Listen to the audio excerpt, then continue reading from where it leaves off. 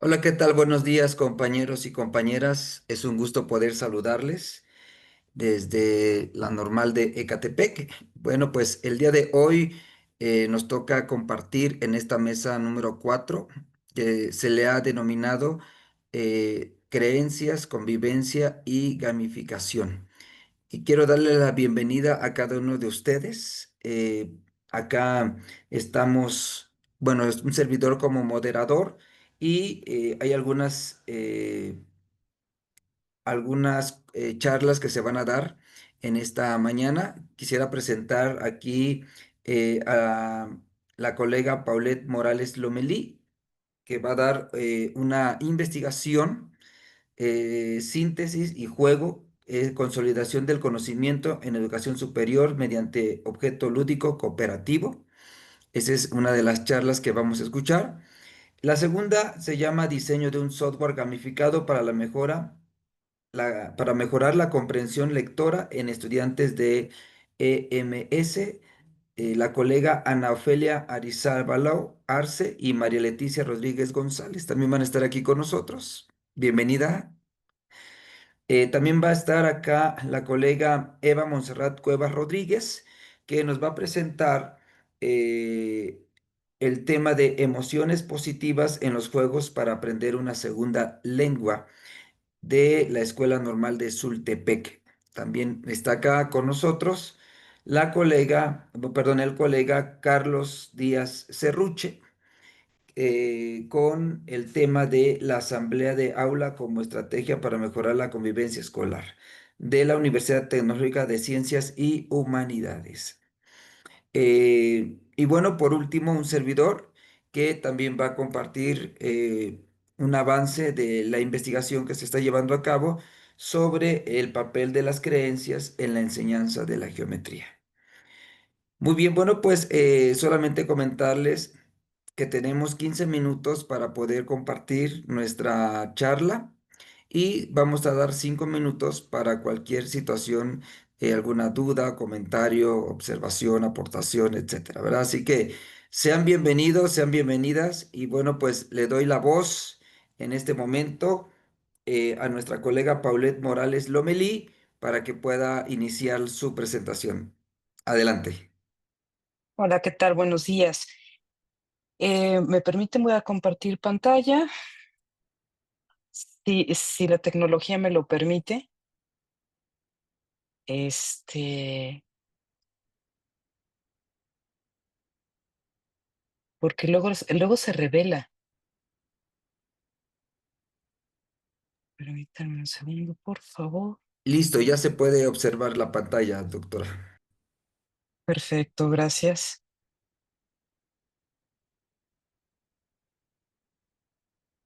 Este, Listo, ¿está bien?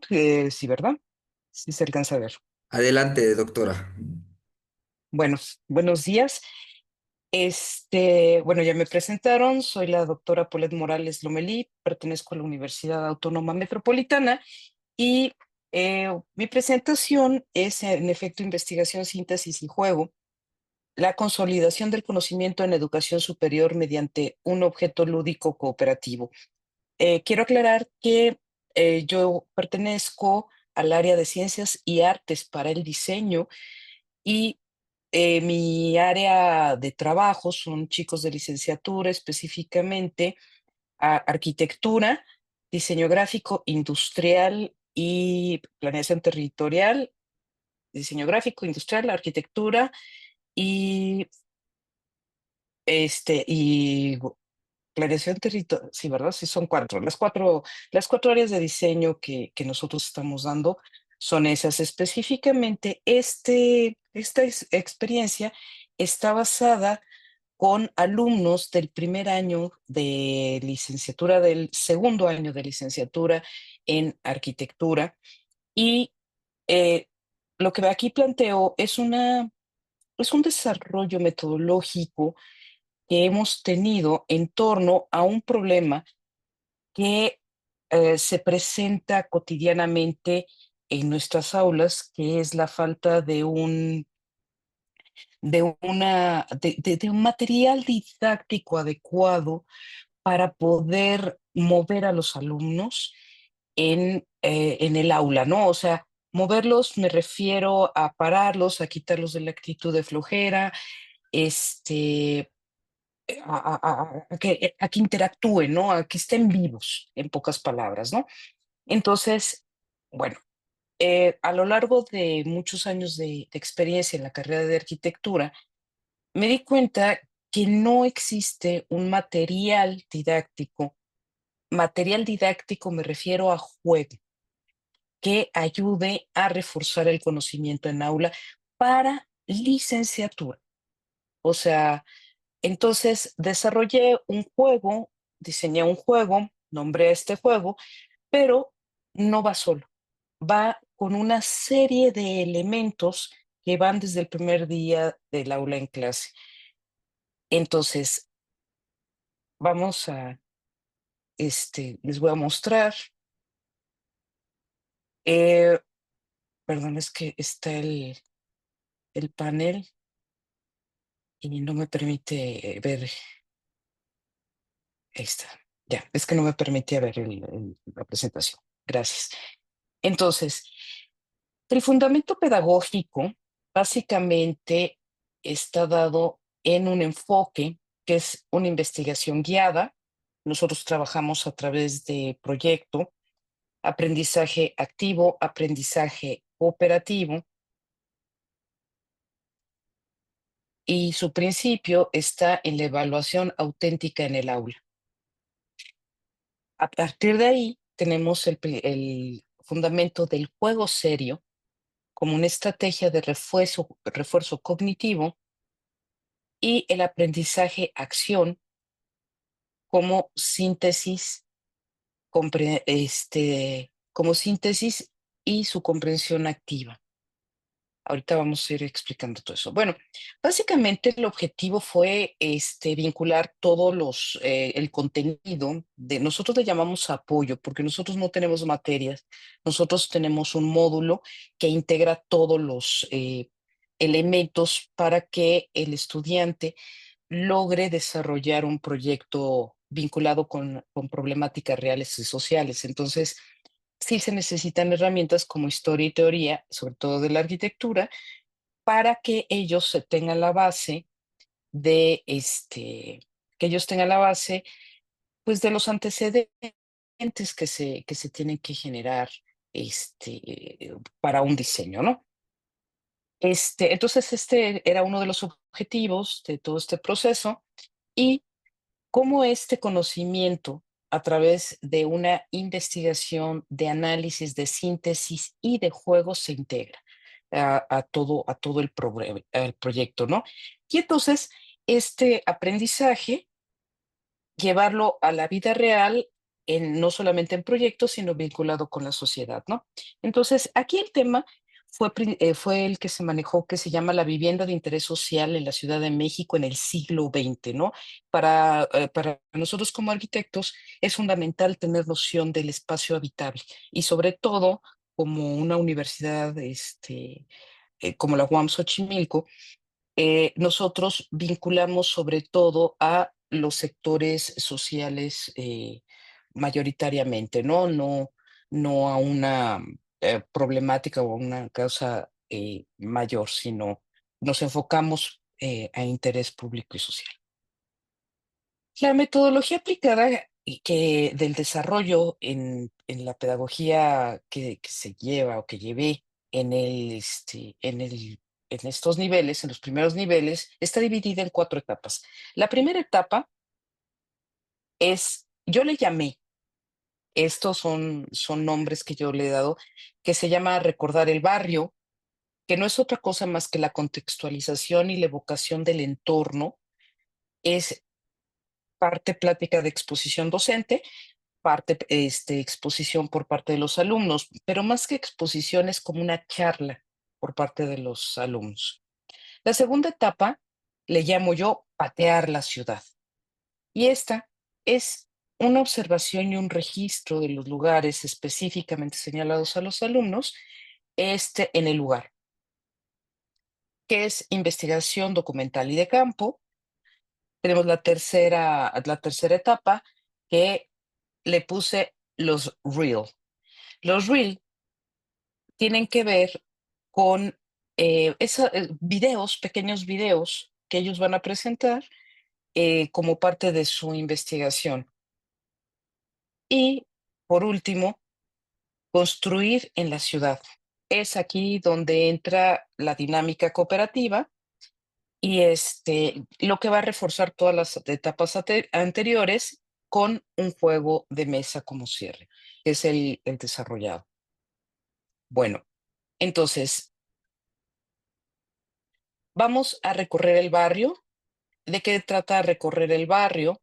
Bueno, pues recorrer el barrio es, primero que nada, el docente va a hacer, o sea, ahí yo como docente genero unos antecedentes sobre el tema, que es precisamente la ciudad en aquella, a principios del siglo XX, que son los antecedentes históricos y principalmente los teóricos. Esto es un quehacer común, digamos, en nuestra labor de docencia, pero yo voy a hablar del entorno, el entorno en general, o yo como docente o el docente, ¿no? El estudiante, la interacción con el estudiante también va a ser lo mismo, va a hablar de los antecedentes históricos y teóricos, pero no del entorno, sino de su entorno. Esto nos lleva a un aprendizaje significativo, ya que el docente, en este caso yo, da pie a que conozcan algunas cosas más o menos de cómo fueron creadas las colonias en la Ciudad de México, motivos y todo. Y entonces el estudiante normalmente tiene reacciones de, por eso mi vivienda, por eso mi colonia, y empiezan a hablar en torno a ello, ¿no? Entonces, ahí en ese momento, en la primera clase, se generan 18 de las 18 obras se organizan en 4 equipos, más o menos toca cuatro obras por equipo que van a presentar a lo largo del curso y algún equipo va a tener uno, o 2 equipos van a tener una obra de más. Normalmente esto es posible porque no todas las investigaciones son tan pesadas. Hay algunas que sí, que incluso se tienen que dejar solas, pero se da uno es la carga, este, eh, ¿cómo se llama? La carga del, ¿cómo se de lo complicado que es el edificio. Bueno, vamos a entrar a la segunda parte que se llama patear la ciudad. Es un término, yo comprendo, muy, muy, muy español, el que utilizan el patear la ciudad, pero me gusta el término. Consiste que ya los equipos asignados van a empezar a hacer la primera etapa, van a tener 2 etapas. La primera va a ser el safari de fotos, que tiene que ver básicamente en ir a sacar fotografías al lugar, sacar fotografías de libros o álbumes. Los álbumes pueden ser familiares incluso, ¿no? De la web y de archivos. Siempre se les pide que vayan al lugar. Entonces, el segundo nivel que tiene que tener aquí es el contacto, principalmente con los habitantes.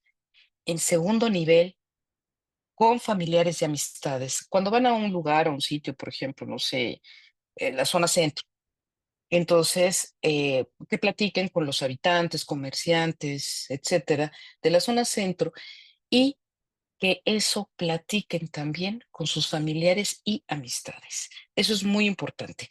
Ahora, aquí existe un tercer contacto que es entre los integrantes. No propiamente se los digo, sino que lo dejo a que se dé solo. Este contacto entre integrantes, el que se conozcan más profundamente, incluso en irse a tomar un refresco, comer, este, ponerse de acuerdo en el lugar, qué sé yo. Entonces, este contacto también es muy importante dentro de este proceso. ¿Qué es lo que vamos a hacer? A recobrar anécdotas para generar un anecdotario. No me importa qué tipo de anecdotario sea, ¿no? Incluso entre los integrantes del equipo puede ser nos perdimos o no nos dejaron entrar o ya me ha pasado que me han dicho nos correteó una cabra, ¿no?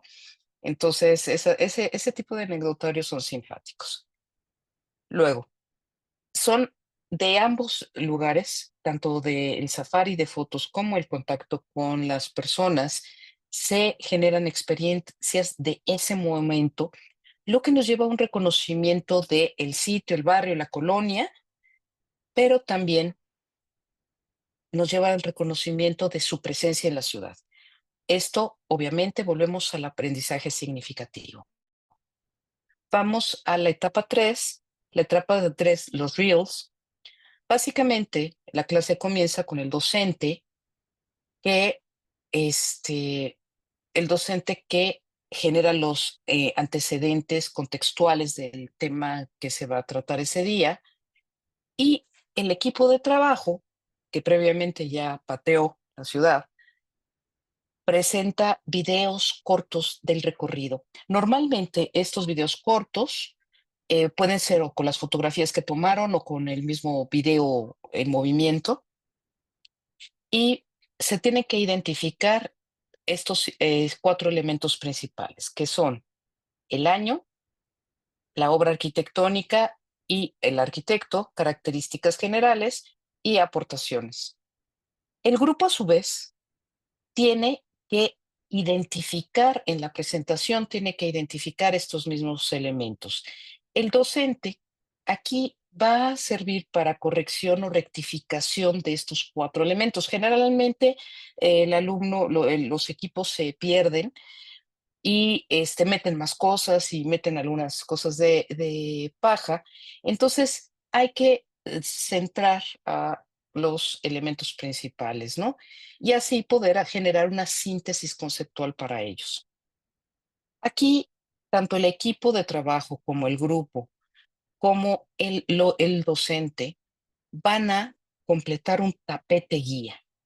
Este tapete guía es más o menos como de tamaño tabloide, se va a colocar, se coloca en el salón de alguna manera y el equipo de trabajo aparte entrega un trabajo escrito de una cuartilla.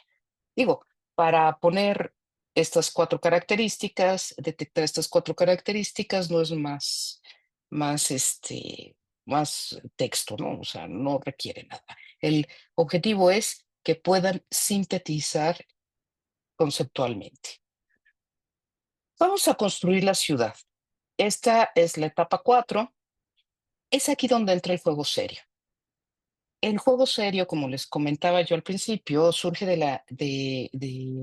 de todo este análisis que existe y el juego serio es la necesidad de reforzar la comprensión a través del objeto físico, el juego y la colaboración.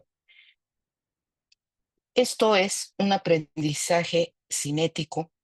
¿Qué significa? Que es la interacción que tiene del estudiante con el objeto, que eso es muy importante, o sea, nada de cuestiones virtuales, con el cuerpo y con sus pares, o sea, objeto, movimiento y comunicación social entre pares.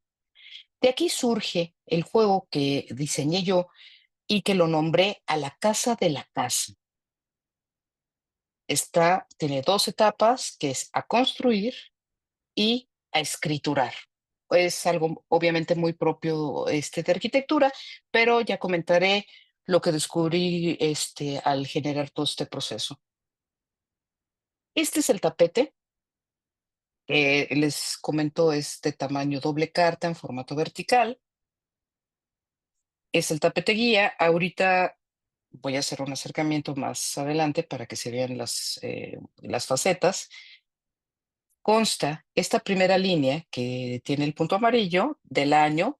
El año es el año de la obra, que normalmente es de inauguración del espacio arquitectónico o del edificio arquitectónico, urbano arquitectónico. Tenemos en el segundo nivel, en el color azul, es la obra arquitectónica y ese lugar debe de tener la fotografía o la perspectiva o el plano, nombre del edificio o del espacio urbano, nombre del arquitecto o diseñador, si es que se tiene, no siempre se tiene. El tercer columna son las características generales de ese inmueble, bueno, normalmente con una cuatro, características son más que suficientes. Acuérdense que estamos hablando de una manera sintética. Y el último son las aportaciones, que también son de una cuatro. Como es un contexto histórico, las aportaciones son casi siempre, y como es cronológico, son casi siempre novedosas y rara vez se pierden, pero, o sea, sí se pierden, se llegan a perder las aportaciones de un espacio a otro, y eso es lo que aquí lleva a reflexionar. Bueno, con este tapete, se va a ir haciendo cada que se hacen las presentaciones. Normalmente son unas dos presentaciones por clase, o sea, dos inmuebles por clase, ¿no? Entonces se va aumentando cada vez este tapete hasta completar los 18. Y bueno, de ahí vamos a pasar a la etapa de a construir, que es ya con el juego. Y a construir tiene, como les comentaba yo, tiene el juego de serio, aquí tiene dos etapas. La primera etapa es muy sencilla, estas son las tarjetas, es un simple memorama. No tiene mayor ciencia. Bueno, sí, porque son 4 tarjetas en vez de 2. Y aquí, por ejemplo, pongo las primeras 4 obras, que se presenta en el día 1 de clase, ¿no? Perdón. Algunas veces, las 2 primeras, yo se las doy y dejo las otras 2 a que las den los estudiantes para que se completen las 4, ¿no? Es Se organiza este memorama a través de equipos de 4 y, en la segunda clase se van a anexar otras 2 obras, ¿no? Acuérdense que cada bloque de 4 es una obra, ¿no? Entonces, se anexan otras 2 obras, teniendo ya un total de 6, ¿no? Para la tercera clase, se quitan las 2 más antiguas, digamos, en este caso sería la de 1922 y la de 1924, y se añaden, si mal no recuerdo, las siguientes son las 2 de 1932, entonces nos quedarían, 1930, 1932, 2 más de 32, el total quedan 6, siempre deben de quedar 6. Entonces, la siguiente clase se retiran las 2 más antiguas y se añaden las otras 2 hasta que se vayan completando las 18 obras. Esto con el objetivo de, sí, memorizar ciertos elementos gráficos, como puede ser la obra, el nombre, la relación con el año, las características, etcétera, y digamos se va aumentando el nivel de dificultad. Esta parte, como les dije, se llama a construir, ahí se queda y vamos a pasar ya a la última sesión de clase con este juego, que es ya el a escriturar. En esta etapa se organiza el salón de la siguiente manera, ¿no? Se ponen los pupitres, o sea, las mesas de trabajo. Nosotros trabajamos con mesas de trabajo, pero bueno, pues son pupitres. Se agrupan en 4 puntos del salón, del aula, y perpendicular a ellos, que va a ser el notario o el profesor. Cada uno de estas mesas, yo les nombro manzanas o cuadras, y los alumnos deben de estar distribuidos equitativamente. Por lo general, lo que hago es revolver a todos los equipos para que no tengan ventaja de que en una u otra obra, ¿no? Sino se revuelven los equipos y entonces aquí más o menos son 6 integrantes por mesa de trabajo, por manzana, vamos a llamarle así, y entonces 5 de los cuales tienen que estar fuera del área de juego, que es esta parte roja que ven ustedes aquí, y nada más un estudiante tiene que estar del área roja, así en las 4 manzanas. El docente baraja las cartas, todas las cartas, no importando si son de año, o sea, están distinguidas cada una de su contenido aquí con su respectivo puntito, el verde, el amarillo, el azul y el rojo, se revuelven, se entregan a las 4 manzanas y entonces los integrantes de cada equipo tienen que separar por bloques las que corresponden a una determinada obra, ¿no? Los que ya estén completas se separan y se retiran de la mesa. El resto se va a organizar por grupos, donde los verdes estén en una parte, amarillos, azules, rojos estén separados y boca abajo. La siguiente etapa tenemos esta posición de los estudiantes. Entonces, ya que todo el equipo esté, digamos, todo el grupo esté listo, lo que va a realizar el profesor es dar un pequeño grito, o sea, dice, ¿ya todos listos? Ok, entonces vamos a comenzar el juego. El profesor va a gritar, ladrones, y en ese momento los estudiantes del centro tienen que correr en un minuto a una de las 4, de las 3 esquinas contrarias a buscar la tarjeta que el equipo le haga falta. Para esto, el equipo debió decirle, tienes que conseguir una tarjeta verde. Entonces, en ese minuto, los alumnos del centro, los que están en, digamos, en la mesa de juego, que está en el centro, tienen que correr hacia uno, escoger una tarjeta roja y llevarla a su equipo. El equipo tiene que revisar qué tarjeta es y si es o no la que le corresponde, que le complete los cuatro bloques, entonces puedes separar las 4 cartas y sacarlas de la mesa. Si no es así, tiene que regresar las tarjetas a la mesa y colocarlas boca abajo y arriesgarse a que otro equipo le quite esas tarjetas y que ya si le faltaba una sola tarjeta para completar el bloque, se quede sin alguna más, ¿no?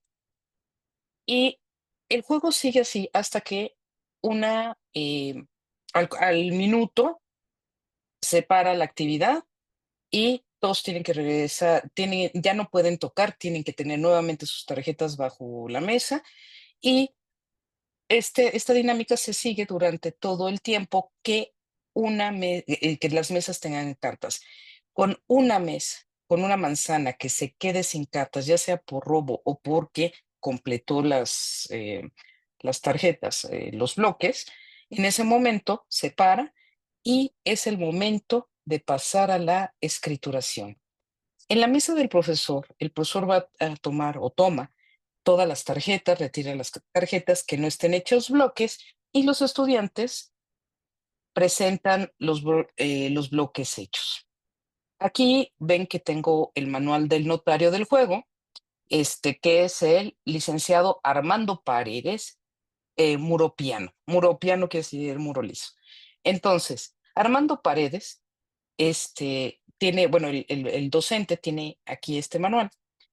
Abre el manual y ahí tiene, digamos, la organización de las cartas, como está.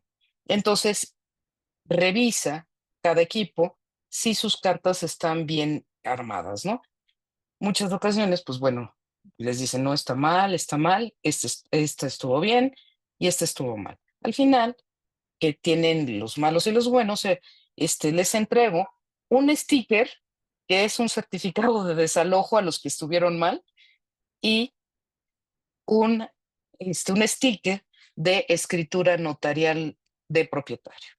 Entonces, de esta manera, este es el juego, todo el proceso que llevo en aula y qué resultados he obtenido con estos juegos serios.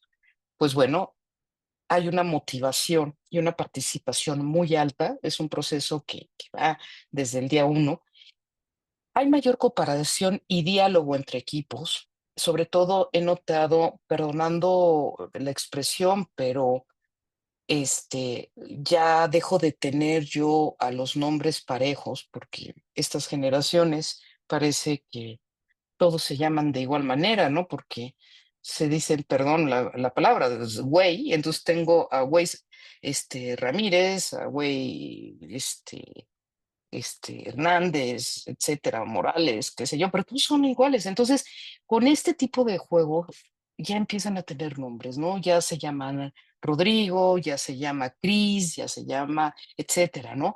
Entonces, eso es muy importante del diálogo entre los equipos.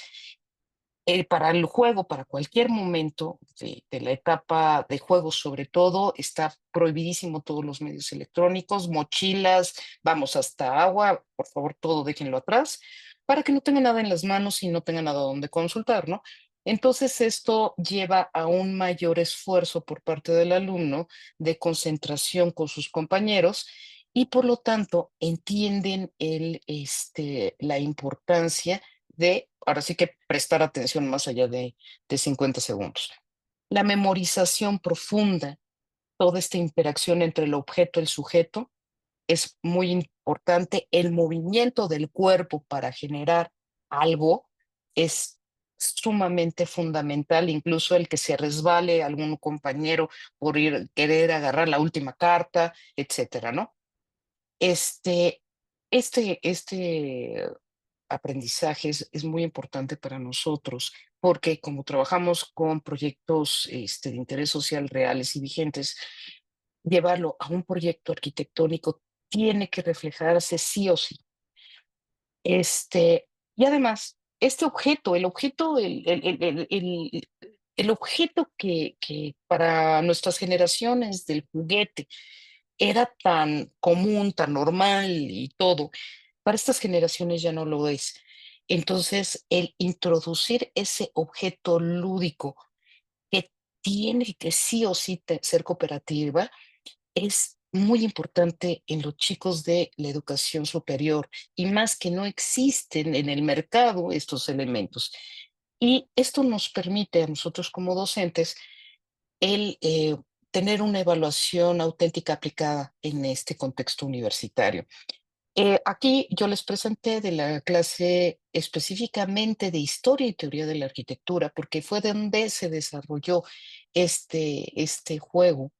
Este juego, sin embargo, a lo largo bueno, estas tarjetas, este juego tiene dos investigaciones profundas. La primera es el tema en sí y el segundo es todo el elemento que implica el objeto y el juego, el juguete, ¿no? Como tal.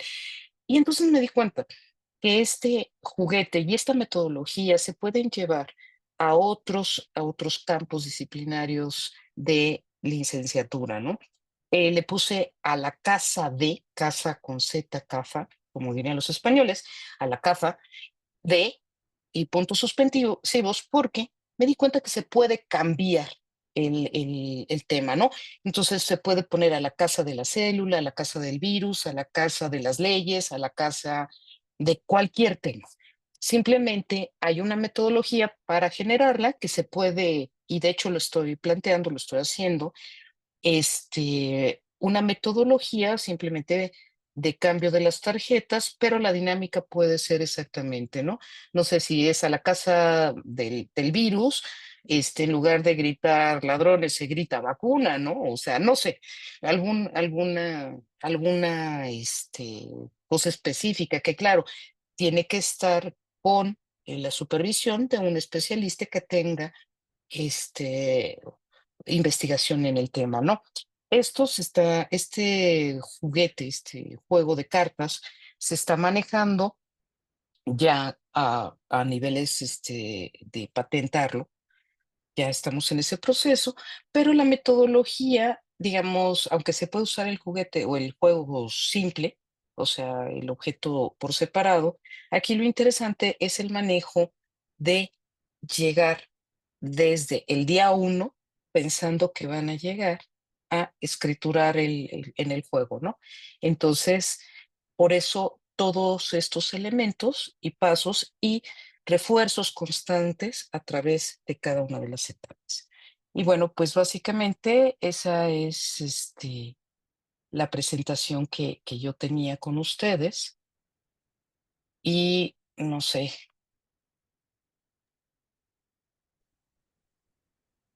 Muy bien, agradecemos la participación de la doctora Paulette Morales, eh, una aportación interesante de esta dinámica del juego, ¿verdad? Que nos permite también pues desarrollar algunas actividades metodológicas dentro del aula. Así que, bueno, pues doy la voz a la persona que quiera comentar algo, compartir algo. Este es el momento.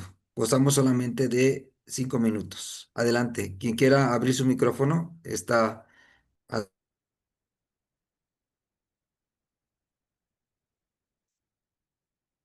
mm, Aquí veo una pregunta que dice Gilberto Sandoval, ¿qué ha comentado los alumnos sobre esta experiencia de juego?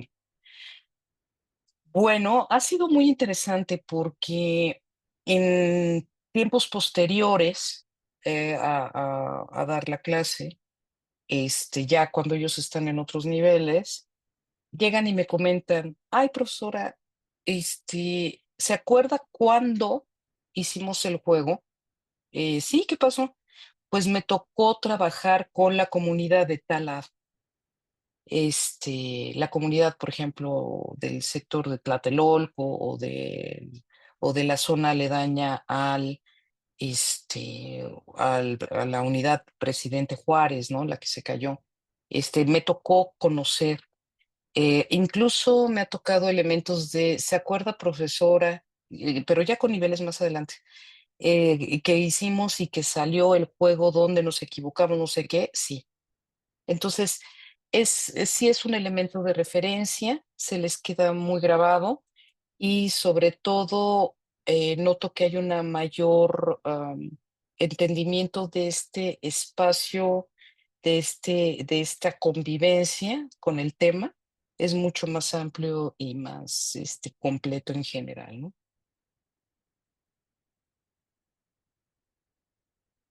Ok, muy bien, muy bien. No sé si alguien más quisiera hacer algún comentario.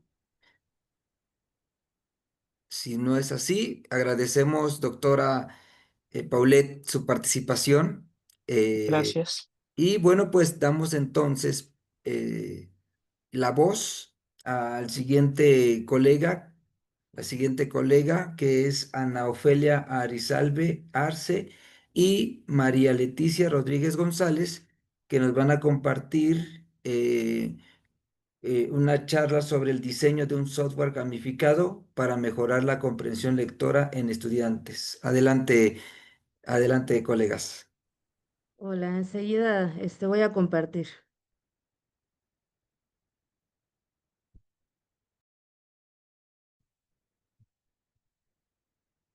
¿Sí se ve ya la diapositiva? Sí, ya Sí, está. gracias. Sí, adelante.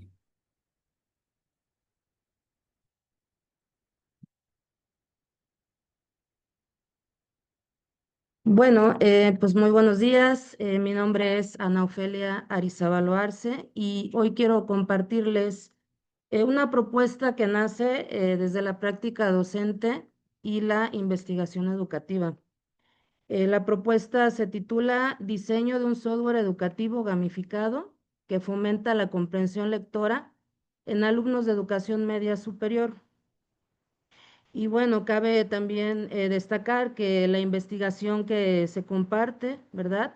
Ha contado con la valiosa asesoría y guía académica, pues, de la doctora María Leticia Rodríguez González. Bueno, con respecto a el planteamiento del problema, la comprensión lectora es uno de los retos que enfrentamos en el aula, ¿sí? Específicamente en el nivel medio superior, que es el nivel donde yo laboro, ¿sí? Tiene dificultades para los alumnos, tienen dificultades para identificar y realizar inferencias o entender la estructura de los textos. Según los datos de la prueba PISA, en México el 53% de los estudiantes alcanza solo el nivel 2 y apenas el 1% logra el nivel 5. Sí, esto es una triste realidad. Y bueno, con respecto a la formulación del problema en un diagnóstico aplicado referente a niveles de comprensión lectora, alumnos de tercer semestre exclusivamente, de nivel medio superior, los resultados fueron los siguientes. El 13.9% presenta dificultades en el nivel literal, el 89.8% en el inferencial y el 86% en el nivel crítico. ¿Sí? Ante esta realidad, pues surge la necesidad de diseñar un software educativo gamificado que combine recursos divertidos, interacción digital y profundidad académica. Bueno, con respecto a los objetivos, el objetivo general es diseñar un software gamificado que mejore la comprensión lectora y fomente la literacidad en los estudiantes de tercer semestre del CBT 136. Y la pregunta que guía esta investigación es, ¿de qué manera el diseño e implementación de un software educativo gamificado puede mejorar los niveles de comprensión lectora, literal, inferencial y crítica, y sobre todo fomentar la literacidad en los estudiantes? Eh, con respecto al marco teórico, lo que se ha estado reforzando justamente, pues, son estas propuestas que se fundamentan en varias teorías claves.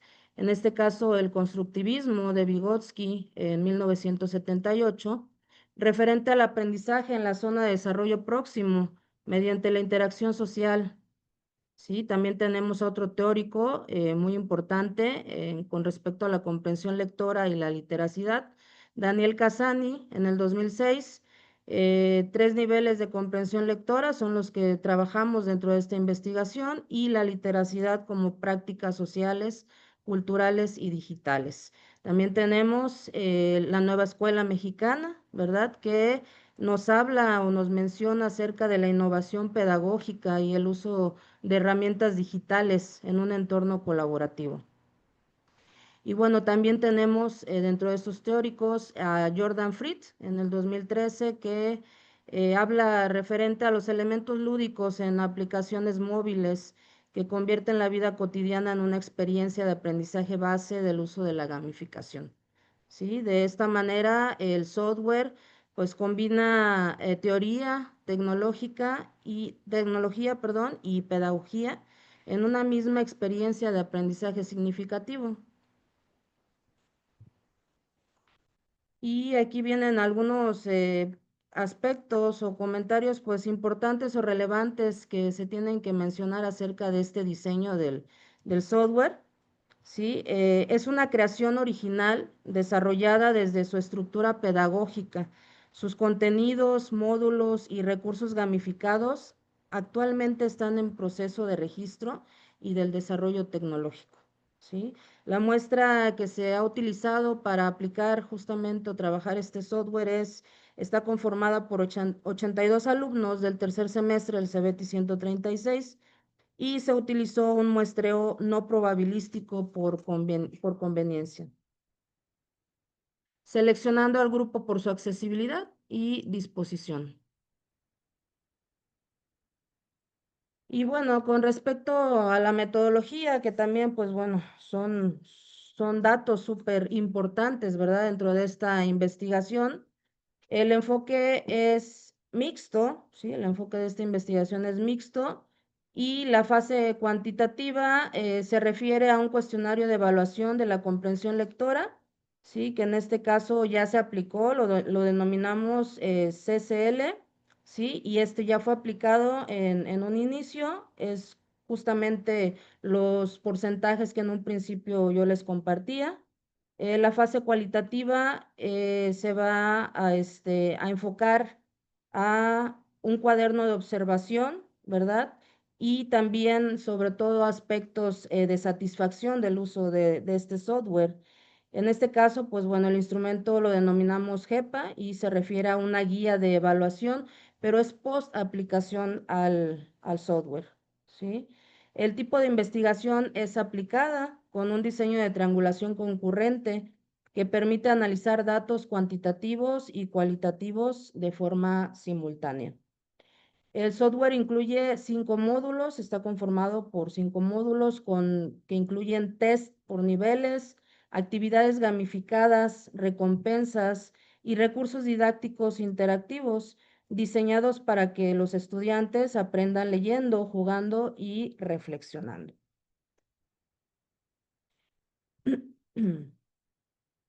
Y bueno, nada más comentar, agregar a esta información, ¿verdad? Que este proyecto pues busca demostrar que la gamificación puede ser una gran aliada de la comprensión lectora y la literacidad digital. No se trata solo de que los jóvenes lean más, sino que comprendan, cuestionen y disfruten lo que están leyendo y que lo hagan en un entorno digital cercano y significativo, sobre todo para su edad y para ellos.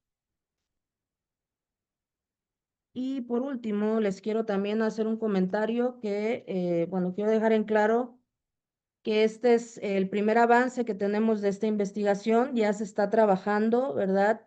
Seguimos trabajando, haciendo modificaciones de acuerdo a lo que nos va arrojando las investigaciones y a lo que complementamos con otras metodologías en el aspecto tecnológico, ¿sí? Reforzamos objetivos, ya reforzamos preguntas, en este caso específicas, la pregunta general, pero esto lo podrán ver ya en una segunda parte de esta investigación. Hasta ahorita o por el momento es lo que tenemos ya elaborado. Y pues bueno, les dejo mi contacto y gracias por su atención. Ok, muchas gracias, colega Ana Ofelia. Interesante escuchar este proceso de investigación en el cual estás elaborando. No sé si alguien por acá quisiera comentar, doctora María Leticia Rodríguez, algún comentario al respecto. Sí, gracias, buenos días a todos. Una disculpa porque ando manejando que voy a la otra actividad misma del Congreso, entonces, ya en un rato más voy a estar por aquí también con ustedes. Pero bueno, es importante mencionar que esta investigación es una inquietud de la maestra Nofelia, en donde al principio, bueno, es un proceso lento porque está en el diseño de ese software, donde está modificando, está reconstruyendo las actividades mismas que está planteando. Entonces, como punto de partida, desde mi punto de vista, es una investigación que va a ayudar posteriormente a los colegas y que puede ser aplicada fácilmente en cualquier nivel educativo. Entonces, está en fase inicial, pero pues la maestra muy emocionada en este trabajo y que pues para eso estamos aquí, para apoyarle en la organización. ¿Sí? Gracias. Gracias, doctora. Muchas gracias. Bien, no sé si alguien quisiera tomar la voz en este momento para poder, pues, generar alguna pregunta, alguna aportación. Aquí está, adelante, colega Jorge Soto.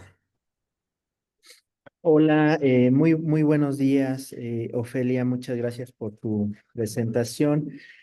Me llama poderosamente la atención, digamos que se está fundamentando, pues, digamos, esta idea de gamificación y el software que se estaría utilizando. Y uno de los referentes importantes, base, es Vygotsky, ¿no? Que nos habla justamente de este pues enfoque sociocultural sobre el aprendizaje y cómo se da.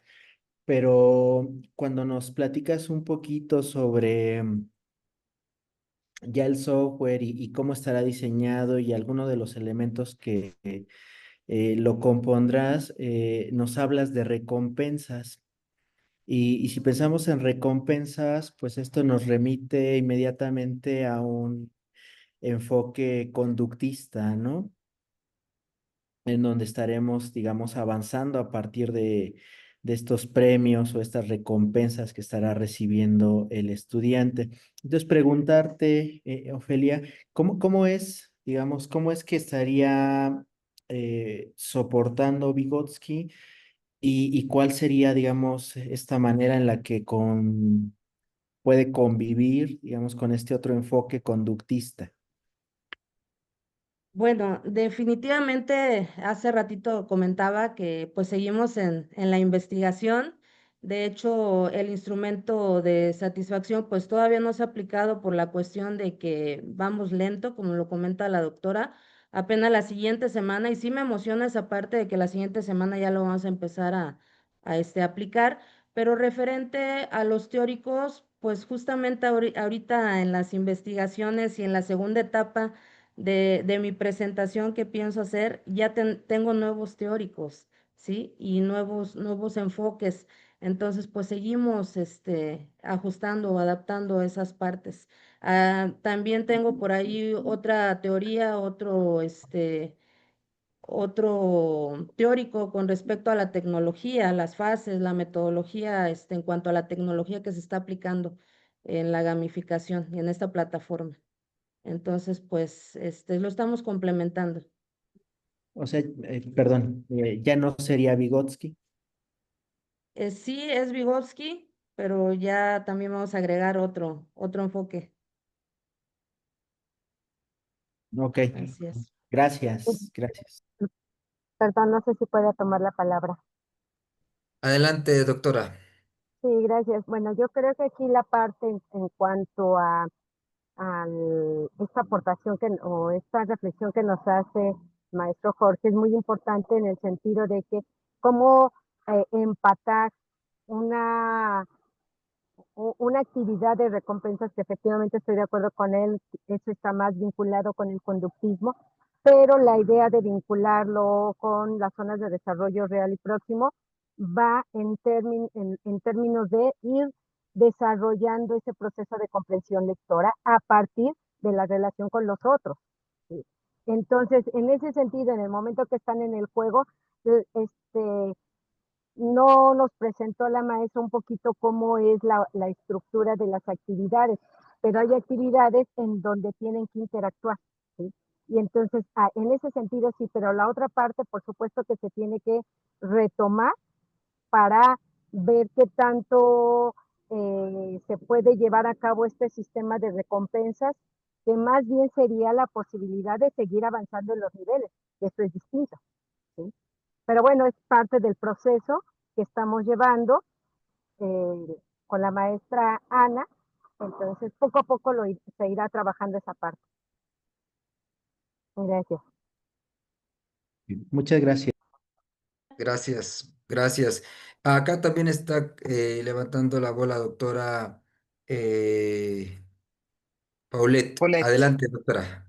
Yo entiendo el planteamiento que da la maestra Ofelia, digamos, dentro del proceso de juego que yo tuve que generar, una de las condicionantes que hay dentro del juego, del juguete, que en este caso, bueno, pues es virtual, se tiene que generar esta compensación de jugar para algo, para llegar a una meta, ¿no? O sea, ya sea el Pac-Man que está comiendo y que tiene que evadir a los fantasmas, que no precisamente es una recompensa, sino es evadirlos y llegar y comer la píldora para comerse a los fantasmas.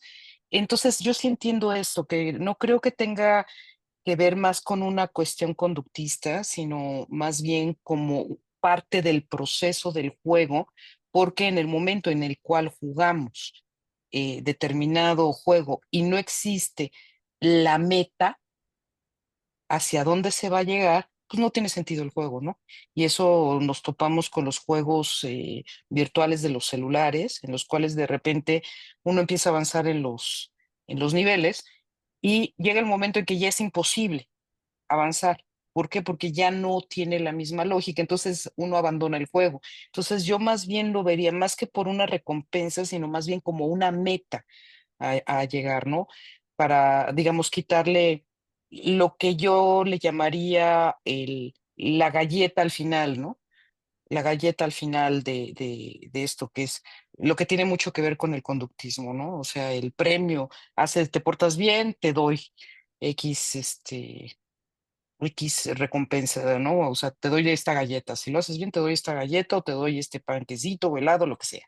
Entonces yo más bien lo vería como una meta, no como una recompensa, ¿no? Pero bueno, eso es mi punto de vista individual. Ok, muy bien, perfecto. No sé si alguien tiene algún otro comentario de este lado.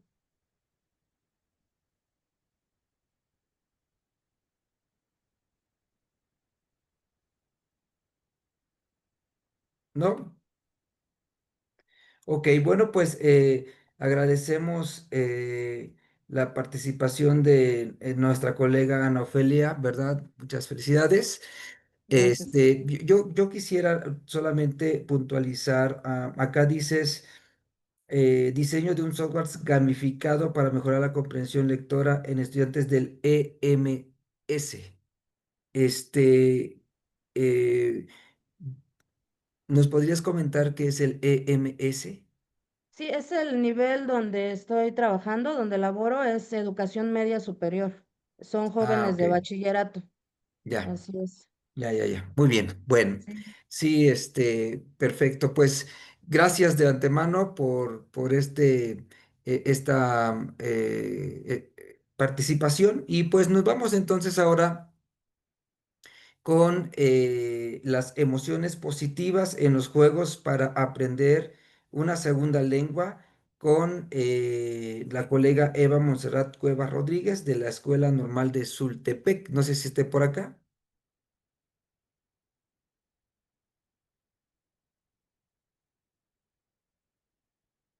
¿No está? Ok, bueno, pues continuamos entonces con el siguiente tema denominado la asamblea de aula como estrategia para mejorar la convivencia escolar con Carlos Díaz Cerruche de la Universidad Tecnológica de Ciencias y Humanidades. No sé si por acá está también.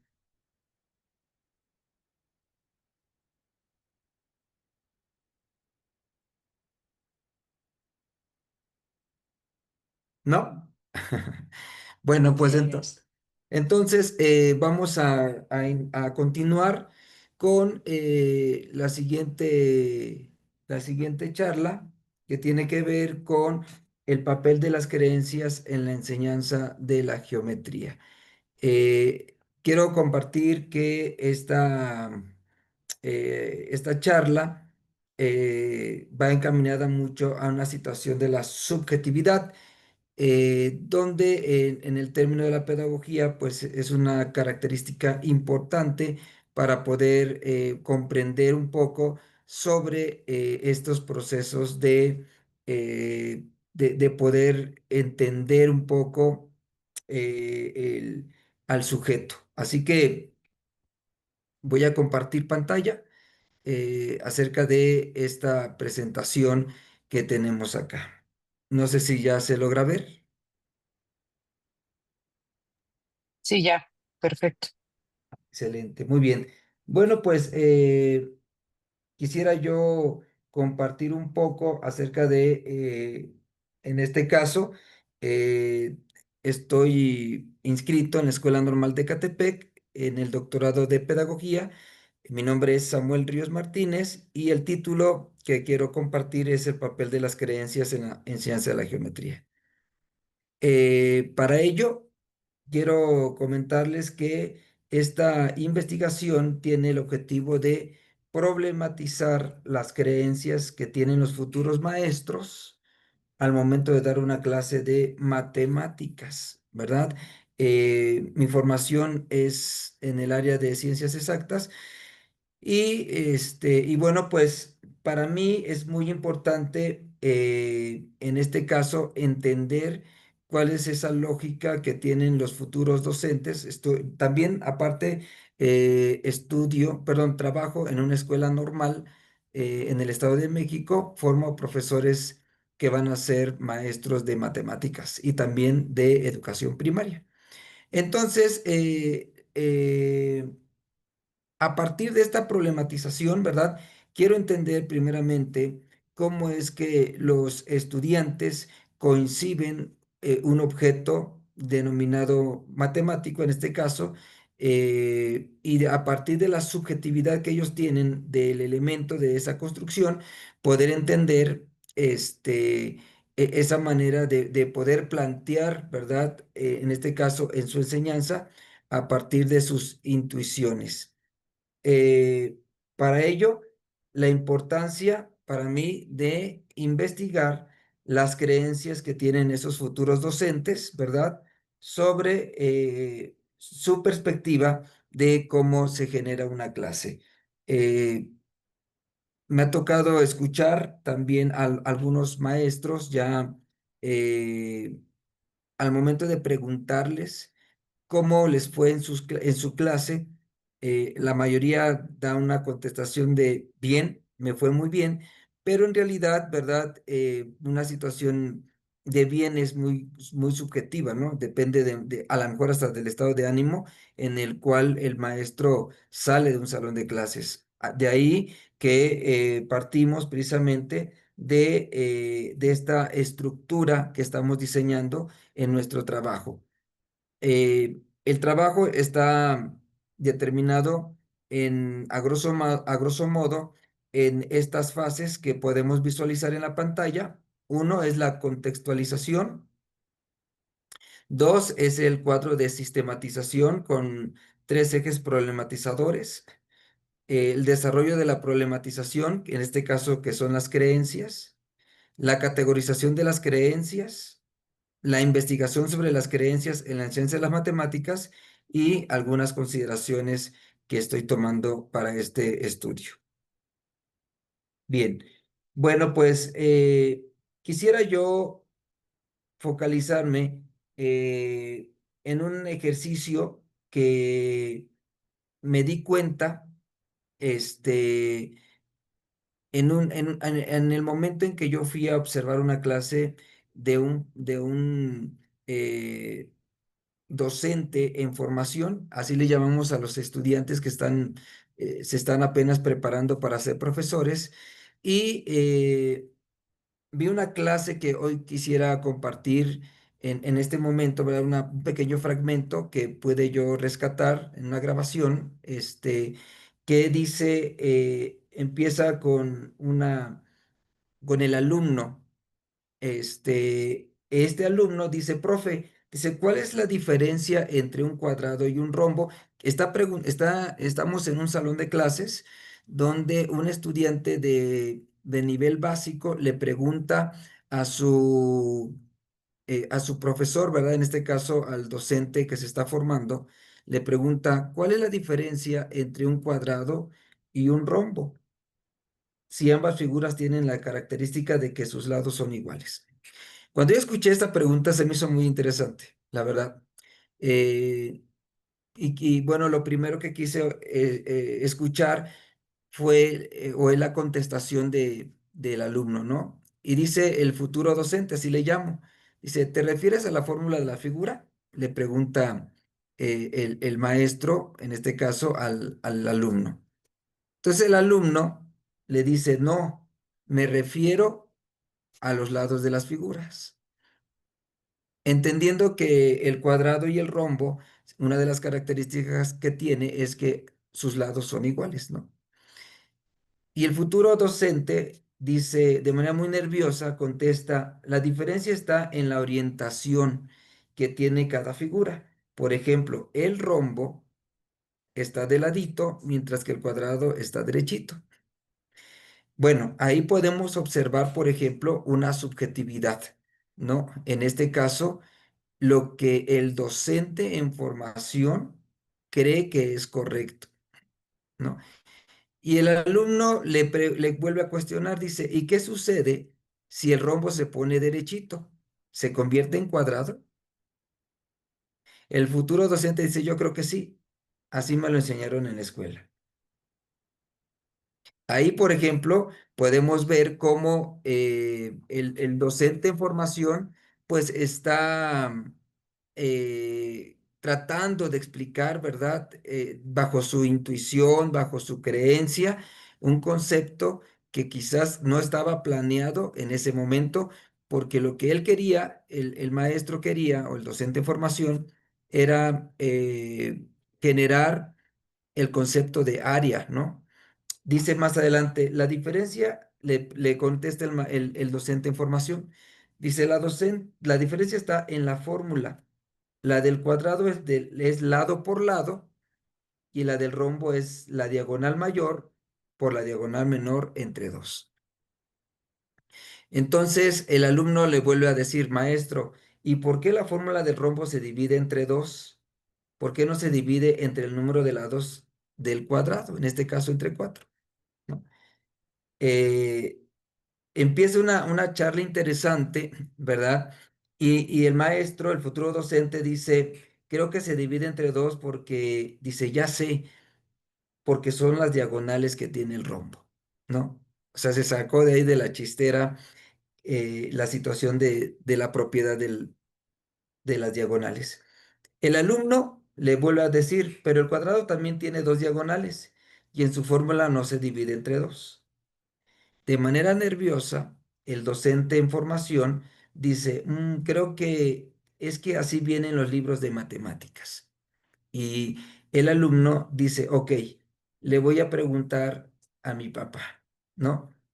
Entonces, creo yo que en este tipo cotidiano, por ejemplo, en el cual nosotros compartimos una clase, llámese de cualquier tipo de clase, español, matemáticas, inglés, cuando nosotros damos una clase, dentro de nuestros conocimientos siempre hay situaciones subjetivas que nos llevan a dar respuesta de acuerdo a, a nuestra formación que tenemos no solamente en una institución, sino desde la cotidianidad, desde lo que nosotros percibimos como una verdad.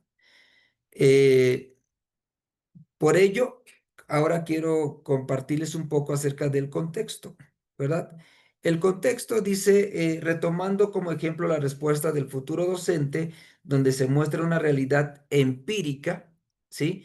Esta realidad empírica tiene que ver, repito, con su conocimiento previo del docente en formación, con este conocimiento que aparentemente él cree que está bien, ¿verdad? Fue como se construyó una intuición, ¿verdad? Una intuición que viene desde su formación básica del docente en formación, desde una etapa temprana, ¿sí? Quizás a lo mejor la manera en cómo le explicaron a ese docente en formación la manera de diferenciar entre un cuadrado y un rombo no tenía que ver con una situación de propiedades, ¿verdad? Sino más bien como de características. Porque en la entrevista, bueno, en el diálogo que llevaba entre el alumno y el docente en formación, se percibe, ¿verdad? Que el concepto que se tiene de área a partir de la figura tiene que ver con la forma, más que con las propiedades. Bueno, pues dice, también quiero comentar que en esta conversación que les acabo de compartir, ¿verdad? También se puede observar una falta en la reconstrucción del objeto matemático. Me refiero al objeto matemático a la situación del concepto de cuadrado y del concepto de rombo. ¿Sí? Ahí es donde está, creo yo, uno de los problemas que radica en esta subjetividad o en esta creencia al momento de enseñar ese concepto, ¿sí? Porque no ha entendido o no se ha entendido, por ejemplo, la situación epistémica, en este caso, de la figura como tal, pero también de sus propiedades. Eh, ya que desde una perspectiva geométrica las diferencias conceptuales entre un cuadrado y un rombo no está en la forma, sino está entre sus ángulos y sus diagonales, ¿sí? Por eso el rombo, su fórmula es diagonal mayor por diagonal menor. Y también los ángulos en un cuadrado, sus cuatro ángulos son rectos, mientras que en el rombo dos ángulos son obtusos y dos ángulos son agudos. Bueno, a partir de ahí, de esta experiencia que yo pude observar en el aula, me fui, en este caso, a una problematización a través de las creencias y me encontré con un autor llamado Ernest de 1989, que es el papá de esta situación de las creencias, ¿verdad? Quien empezó a observar cómo estas creencias influyen en la práctica docente de los maestros, ¿verdad? O de los formadores que se están apenas capacitando para ser profesores.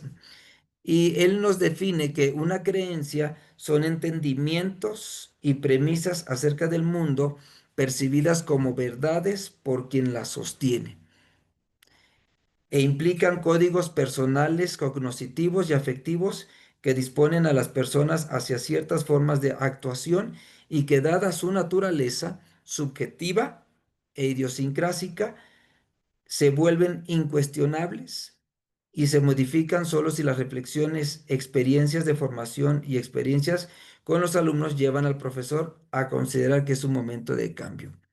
Para que una creencia salga, en este caso, de la formación de una persona, es muy complejo, porque tiene que ver, repito, con situaciones intuitivas que han sido enseñadas desde la escuela, pero también desde la vida cotidiana. Arrancar ese tipo de creencias es complicado.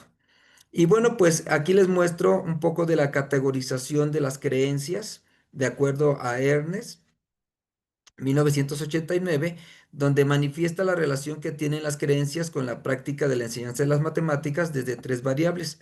En este caso, que son las categorías, lo disciplinar, la enseñanza y el aprendizaje.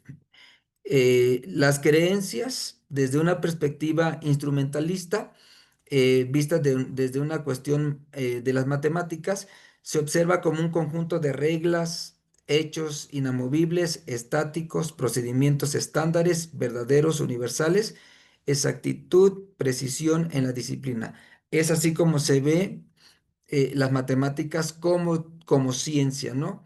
Desde la etapa de la categoría platonista se ven como verdaderas, como verdades lógicas, contenidos organizados, es estática, estructurada por reglas, habilidades y procedimientos.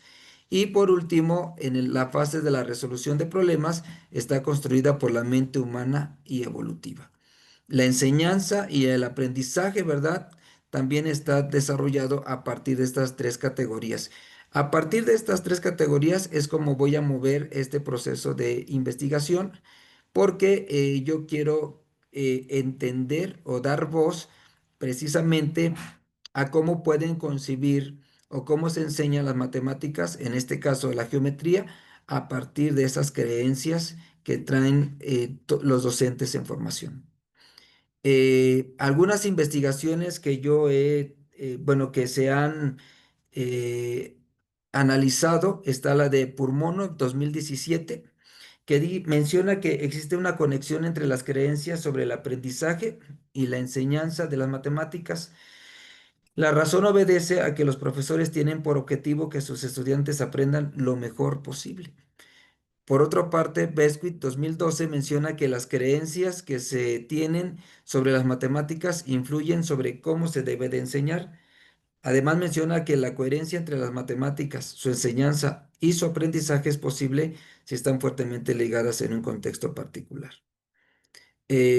También Ponte y Chapman, perdón, 2006 concluyen a partir de una revisión de la literatura sobre el conocimiento y prácticas de los profesores, que es importante el conocimiento sobre las creencias para entender lo que los profesores hacen y por qué lo hacen así. Debido a ello, las creencias del profesor determinan la manera de cómo se relaciona con sus alumnos, así como el tipo de enseñanza que quiere influir o privilegiar. Derivado a estas investigaciones que he retomado sobre las creencias, eh, los ejes problematizadores y la categorización de las creencias eh, es lo que yo voy a investigar en este instante, ¿verdad? Cómo esta categorización me va a permitir a mí poder entender eh, esas voces de los futuros docentes para poder enseñar un contenido, en este caso de matemáticas, en geometría. El problema de investigación que estamos trabajando en este momento es qué conocimientos, capacidades e intuiciones toman en cuenta los futuros docentes para formar una creencia con respecto a la enseñanza de un objeto matemático. Esa es mi pregunta de investigación. Y bueno, pues consideraciones finales. Creo que por tal motivo, las creencias juegan un papel dual en el futuro docente. Por una parte, como sujeto que construye sus propias ideas, teorías y conceptos sobre la realidad, en este caso, el objeto matemático, que en este ejemplo que coloqué en la presentación, tiene que ver el concepto de área a partir de dos figuras, que es el cuadrado y el rombo. Y por otro lado, la manera de cómo lo enseña a partir de sus creencias, las cuales pueden ser ciertas o pueden ser falsas. Eh, en este sentido, el proceso de construcción de mi objeto de estudio ha implicado todo un reto, ya que ha generado un análisis primeramente de mi realidad empírica desde mi cotidianidad. Sin embargo, este trayecto de construcción también me ha servido para reflexionar desde otros referentes teóricos el concepto de creencia y su importancia en el ámbito escolar. Eh, Hay dos ejes rectores para mi investigación en las siguientes categorías. Uno, las creencias y dos, la formación docente que se va desarrollando en la escuela normal en los futuros maestros. Ambas categorías han sido fundamentales en mi proceso formativo para la construcción de mi problema de investigación. Y bueno, pues aquí están algunas referencias en las cuales en este momento he estado trabajando. Eh, Están algunos eh, autores que han sido pues parte fundamental para este discurso que hoy pues comparto con ustedes. De mi parte sería todo, agradezco la escucha. Y bueno, no sé si alguien quisiera compartir o comentar algo. Estoy a sus órdenes. Adelante, María Leticia.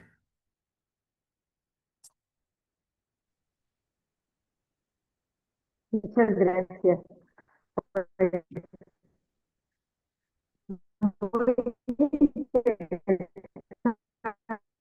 Se corta mucho, se corta mucho la comunicación. Tema,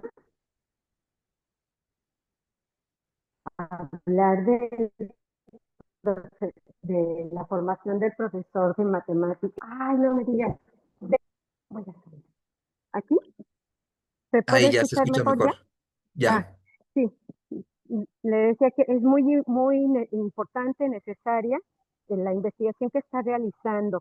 Eh, Creo que yo sugeriría más que las creencias, irnos hacia la necesidad que tiene el docente de realmente conocer el contenido matemático, ¿no? En este sentido, yo creo que hay trabajos, por ejemplo, Luis Villoro habla de una relación entre creer, conocer y saber, eh, que podría orientar la idea que yo le quiero externar. Y por otro lado, también retomar los trabajos que se han hecho específicamente en enseñanza de la geometría en nivel básico. Ángel Gutiérrez tiene mucho trabajo en este tema y también pues en el CIMBESTAD hay mucha investigación sobre educación básica en esta parte, ¿no? En educación en el Departamento de Matemática Educativa, donde es una de las líneas de investigación en la enseñanza de la geometría, porque efectivamente coincido con usted, cuando el profesor no se da cuenta o no reconoce las propiedades y únicamente enseña como él enseñaron, que es también lo que pasa en otras áreas del conocimiento, como es la adquisición del sistema de escritura. Él enseña como él aprendió, ¿sí? Y lo mismo, y lo reproducen, pero además reproducimos errores. Yo venía escuchando el trabajo y cuando dice que era por la orientación, pues esto me ha tocado, que he trabajado con profesores de educación primaria, eh, ya es en menor cantidad, pero sí había todavía esa situación de no centrarse en las propiedades de las figuras, para además que sea con actividades lúdicas. El Tangram nos ayuda muchísimo para esto, para que ellos vayan descubriendo las relaciones y le vayan dando sentido a esas fórmulas, porque las fórmulas nacen, es un proceso sintético de un proceso de construcción, ¿sí? Entonces, bueno, por ahí estaría mi sugerencia, que más, yo desde mi punto de vista, me quedaría más con intuiciones, más. Yo lo haría. Pero bueno, Gracias. usted es ahora sí que el titular de la investigación, pero muy buena, muy necesaria, porque a pesar de tantos esfuerzos, pues seguimos reportando bajas, digamos, bajos resultados en lo que es el desarrollo del pensamiento matemático, ¿sí? Y geometría, pues no se diga, es la antesala después de desarrollar lo que es la geometría analítica. Y también el trabajo que viene, o sea, es una antesala y es un fundamento muy importante para lo que viene el proceso, el tránsito de la aritmética al álgebra, que mucho trabajo les cuesta a los chicos. Muchísimas gracias. Gracias, gracias por la voz. Este, creer, conocer y saber. Isabel de Luis Villoro. Correcto. Es Ok, creer, bueno, saber y conocer, si no mal recuerdo, ¿sí? Y correcto, está en PDF correcto. libro además. Bueno, Muchas gracias. gracias. Lo tomaré en cuenta. Gracias, Gracias. Leticia. Gracias. Acá también levantó la mano, dice acá sala de videoconferencia. Adelante. Soy yo, Polet Morales. ¿Quién, perdón? Polet Morales. Ah, Polet, adelante, Polet. Bueno, yo quiero señalar que qué bonito el que haya traducido o transcrito el diálogo entre el profesor y el alumno. Me parece una pregunta maravillosa del niño. Sí es un de nivel primaria, ¿verdad?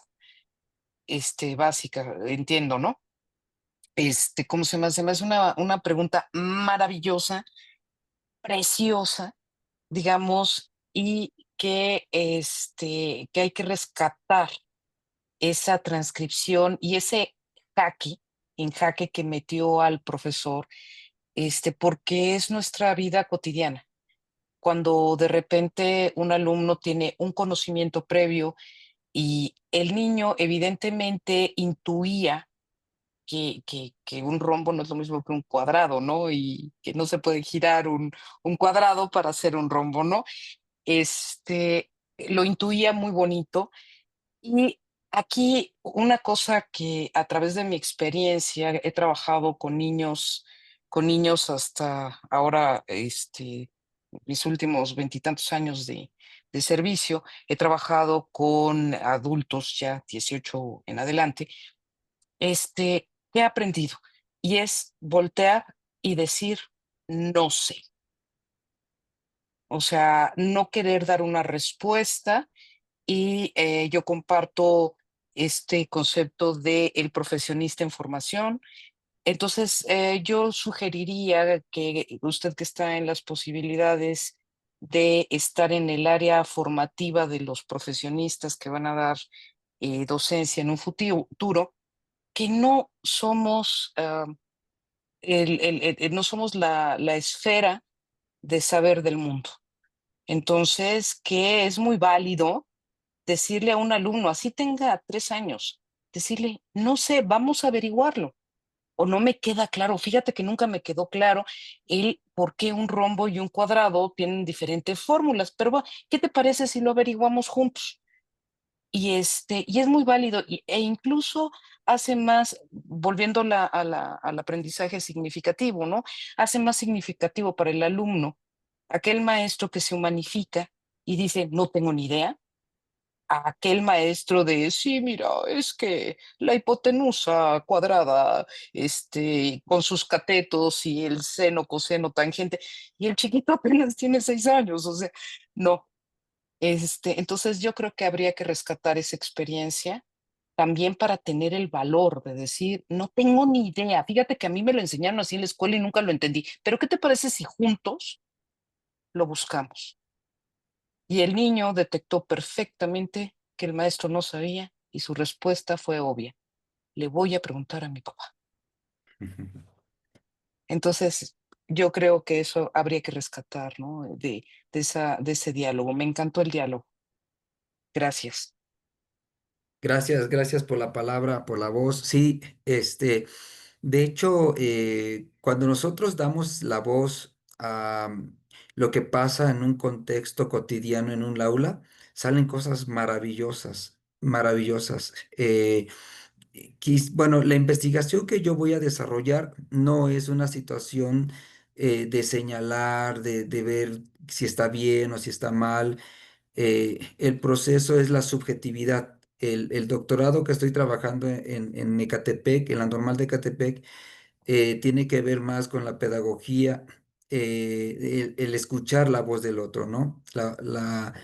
Y eso creo que me ha quedado muy claro.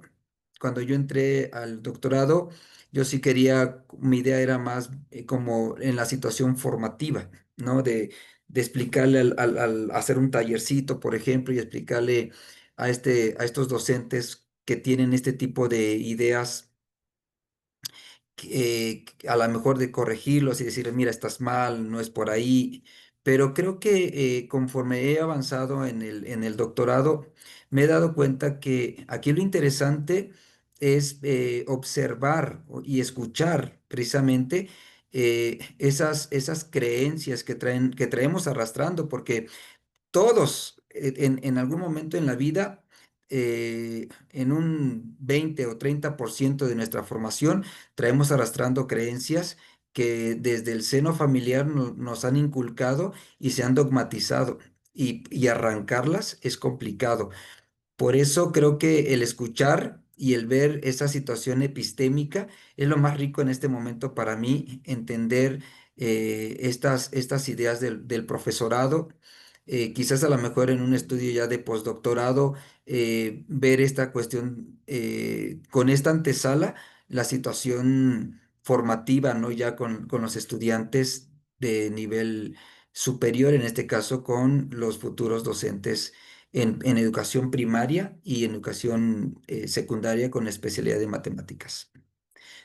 Pero sí, yo creo que las entrevistas siempre nos van a ayudar como a entender la situación cognitiva que de repente se nos escapa en el salón de clases. Pues agradezco. No sé si alguien más quisiera compartir algo. Estoy aquí escuchando y atendiendo.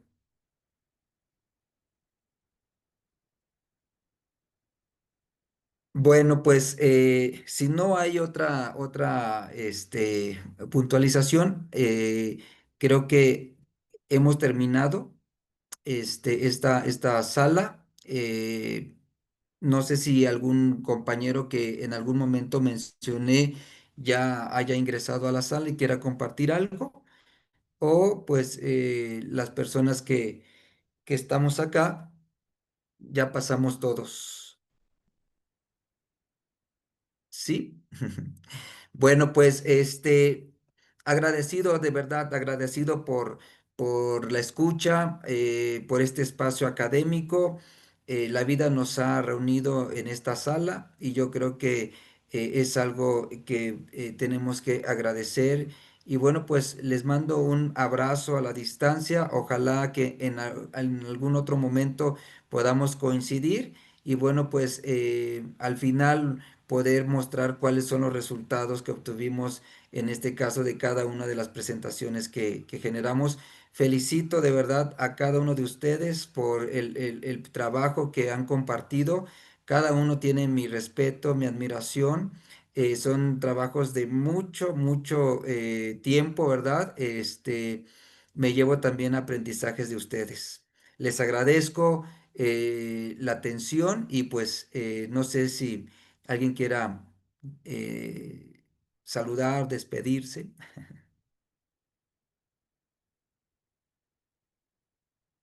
Bien,